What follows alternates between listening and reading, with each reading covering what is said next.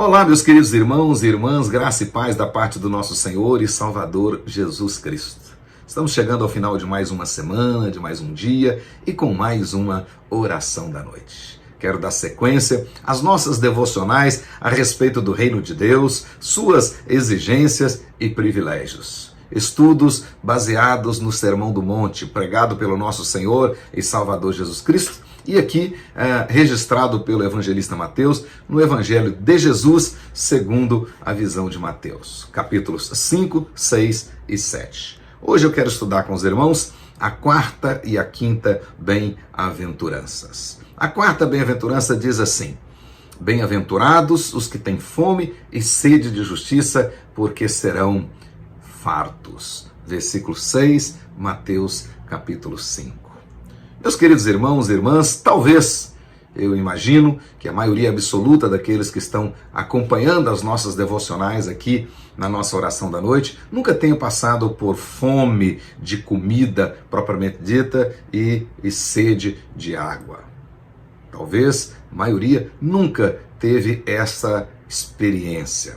Entretanto, os leitores e também os ouvintes originais de Jesus, os leitores originais de Mateus, os ouvintes originais de Jesus, sabiam muito bem o que era fome e sede. Afinal de contas, a maioria era pobre e morava ali numa região desértica. Então, eles com certeza sabiam muito bem o que era fome e o que era sede. Entretanto, na realidade, Jesus não está falando da fome de comida e nem da sede de água. Ele está aqui usando essas necessidades extremas e vitais, mas direcionadas à justiça de Deus. Na realidade, a intenção de Jesus aqui é falar sobre a busca da justiça de Deus com a mesma intensidade e necessidade de um faminto ou sedento. A palavra justiça na Bíblia tem, no mínimo, 3 aspectos. O primeiro aspecto é o aspecto legal, ou seja, o aspecto da justificação. A palavra está relacionada com esta relação do homem com Deus através de Cristo Jesus. Os judeus buscavam a lei da justiça. Contudo, como disse o apóstolo Paulo, tanto em Romanos capítulo 9, quanto em Romanos capítulo 10, eles fizeram isso de maneira errada. A Bíblia diz que eles procuraram estabelecer a própria justiça deles e não se sujeitaram à justiça que vem de Deus, que no caso é o próprio Cristo Jesus. Mas também a Bíblia trata da palavra justiça no aspecto moral, no aspecto do comportamento, no aspecto do testemunho.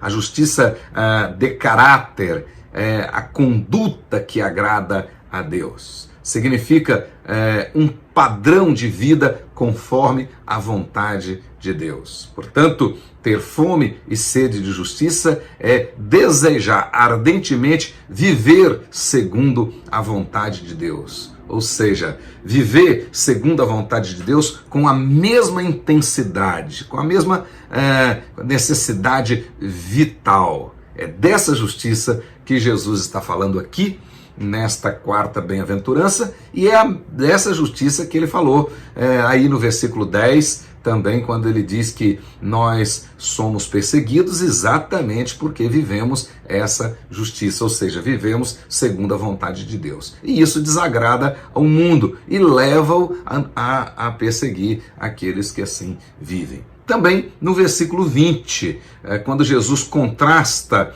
a justiça cristã com a justiça dos fariseus. Esta última era em conformidade às regras, mas só de maneira externa. Ou seja, o fariseu obedecia à lei de Deus só externamente. O coração dos fariseus estava longe de Deus.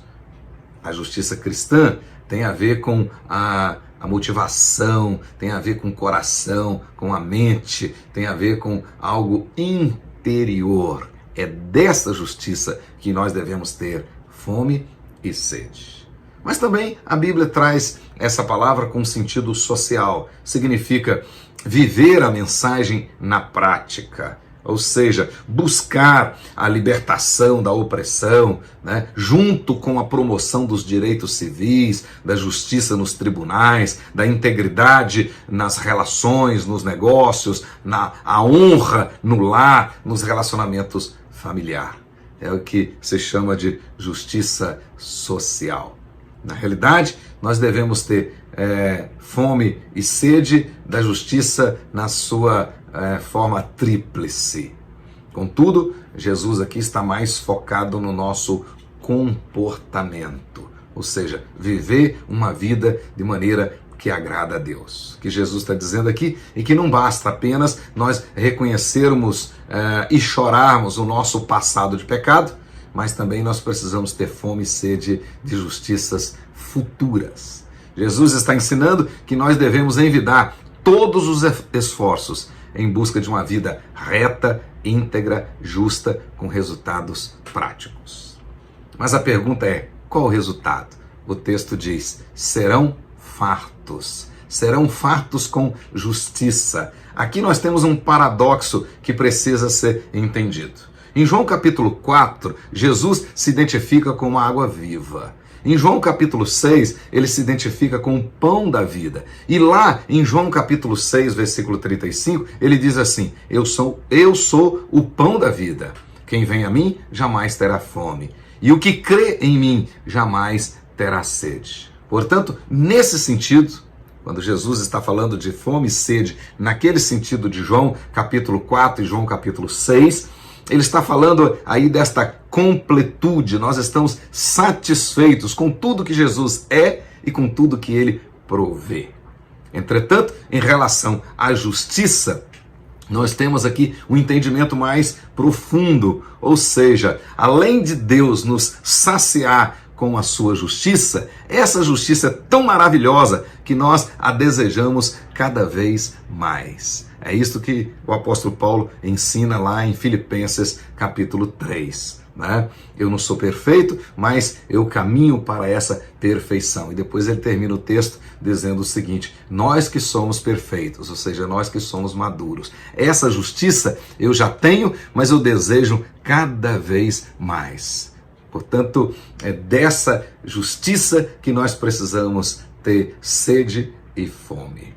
Depois a quinta bem-aventurança que aparece aí, né, que nós já até estudamos, bem-aventurados os misericordiosos, porque alcançarão misericórdia. Na mesma linha das demais bem-aventuranças, Jesus aqui está falando que os misericordiosos são os que reconhecem que são tão pecadores quanto os outros que eles devem amar incondicionalmente. Então, uma das maiores provas da misericórdia de Deus na minha vida e da minha ação misericordiosa é quando eu olho para os outros e vejo que eu sou tão pecador quanto eles. E, portanto, devo amá-los, assim como Jesus me amou incondicionalmente. Portanto, meus queridos irmãos, é dessa misericórdia que nós precisamos cada vez mais demonstrar na nossa vida e é dessa justiça que nós precisamos ter sede e fome. Ter misericórdia é reconhecer que, como nós, os outros também são pecadores. Desejar essa justiça